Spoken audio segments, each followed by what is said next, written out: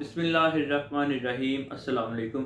दोस्तों, आज हम बात करेंगे कि मैदे में तेज़ाबियत, गैस, बदहज़मी, उफारा, जलन, दर्द जिसे हम गैस्ट्राइटिस कहते हैं, ऐसी कंडीशन मैदे की क्यों होती है, गैस्ट्राइटिस की वजूहात क्या हैं, इसकी अलामात क्या हैं और आप कौन सी होम्योपैथिक मेडिसिन यूज़ करके गैस्ट्राइटिस को मुकम्मल तौर पे ठीक कर सकते हैं।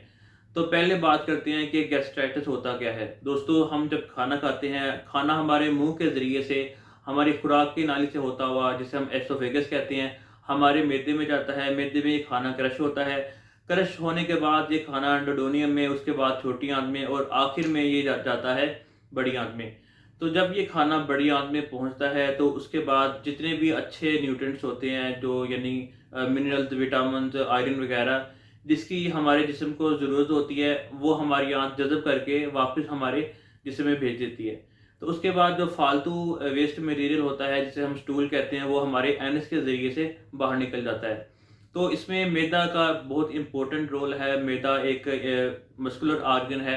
मैदे में दोस्तों ग्लैंड्स होते हैं जो गैस्ट्रिक जूस पैदा करते हैं, और इसी गैस्ट्रिक जूस की वजह से जो हम खाना खाते हैं, जब खाना हमारे मैदे में जाता है तो खाना इस गैस्ट्रिक जूस की वजह से ये हज़म होता है। तो ग्लैंड्स क्या करते हैं कि इस गैस्ट्रिक जूस को प्रोड्यूस करते हैं। तो अगर इन ग्लैंड्स में किसी किस्म की कोई इन्फ्लामेशन, कोई सूजन आ जाए, तो फिर इस कंडीशन को हम बोलते हैं गैस्ट्राइटिस।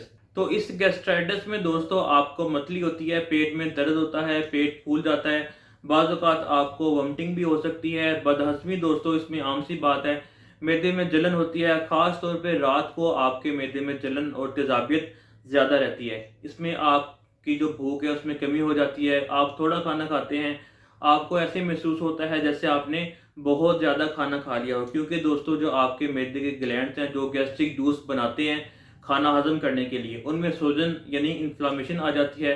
तो आप थोड़ा खाना भी खाते हैं, वो भी आपका प्रॉपर तरीके से डाइजेस्ट नहीं होता। तो अगर आपको भूख कम लगती है तो आप में खून की कमी यानी एनीमिया हो जाता है। तो अगर ये कंडीशन गैस्ट्राइटिस की कंडीशन, इसको वक्त पर कंट्रोल ना किया जाए, ये ज़्यादा बिगड़ जाए, तो फिर ये मैदे के कैंसर में तब्दील हो जाती है। तो इस क्रिटिकल कंडीशन में जब आपको वोमिटिंग आती है तो उसके ज़रिए से आपको खून भी आ सकता है। तो इसमें आप जब स्टूल पास करते हैं, उस स्टूल का जो कलर है वो स्याह रंग का होता है। तो अब बात करते हैं कि गैस्ट्राइटिस की वजूहात क्या होती हैं।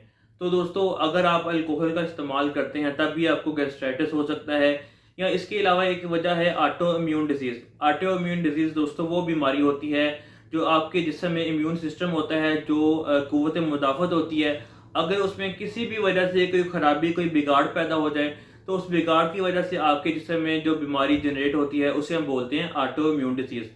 तो ये क्या करती है कि आपके जो मैदे के ग्लैंड्स होते हैं जो गैस्ट्रिक जूस बनाते हैं उसको डैमेज करती है।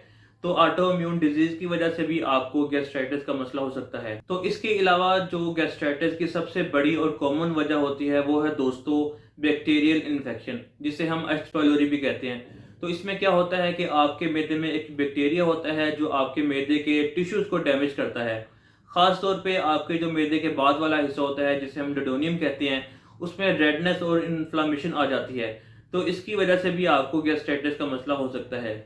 और इसके अलावा अगर आप स्मोकिंग करते हैं फिर भी आपको ये मसला हो सकता है, या अगर आप फास्ट फूड, मसाले वाली ग़िज़ाएँ ज़्यादा इस्तेमाल करते हैं।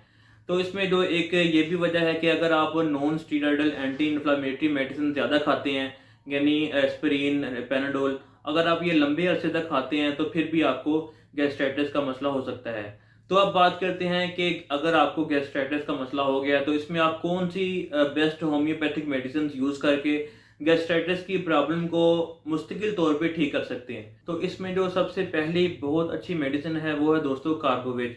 अगर आपको पेट में गैस और फारा महसूस हो तो इस कंडीशन में कार्बोवेज बहुत इफ़ेक्टिव मेडिसिन है।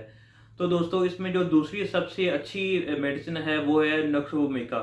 नक्सवोमिका को मैदे और पेट के मसाले में बहुत ज़्यादा यूज़ किया जाता है। अगर आपको बदहज़मी हो, मैदे में दर्द हो, पेट में गैस हो, ख़ास तौर पे तब जब आप मसाले वाली ग़िज़ाएँ ज़्यादा खाते हैं, तो इस कंडीशन में दोस्तों नक्सवोमिका बहुत अच्छी मेडिसिन है। तीसरी जो बहुत अच्छी मेडिसिन है वो है दोस्तों एसिड ऑक्ज़ैलिकम। अगर आपको मैदे में जलन, तेज़ाबियत, दर्द हो जो ठीक ना हो रही हो, ख़ास तौर पे जब आपको खट्टी डकारें हैं, तो एसिड ऑक्ज़ैलिकम बहुत इफ़ेक्टिव मेडिसिन है। तो चौथी जो बहुत अच्छी मेडिसिन है वो है दोस्तों आर्सेनिक एल्बम। तो अगर आपको खाने की स्मेल से मतली हो, आपका दिल ख़राब हो, ख़ास तौर पे जब आपके जो मैदे के ग्लैंड्स होते हैं जो गैस्ट्रिक जूस बनाते हैं, अगर उनमें सोजन आ जाए तो फिर आपको मैदे में जलन बहुत ज़्यादा होती है। तो इस कंडीशन में आपको आर्सेनिक एल्बम बहुत आराम देती है। तो दोस्तों ये कुछ दवाएँ थी, ये कुछ मेडिसिन थी जो आपको गैस्ट्राइटिस के मसले में बहुत फ़ायदा देती हैं। इसके रेगुलर इस्तेमाल से आपको जो गैस्ट्राइटिस का मसला है, ये मुस्तकिल और मुकम्मल तौर पे ठीक हो जाता है। तो दोस्तों उम्मीद है कि ये वीडियो आपके लिए फ़ायदेमंद साबित होगी। मिलते हैं अगली वीडियो में, तब तक के लिए अल्लाह हाफ़िज़।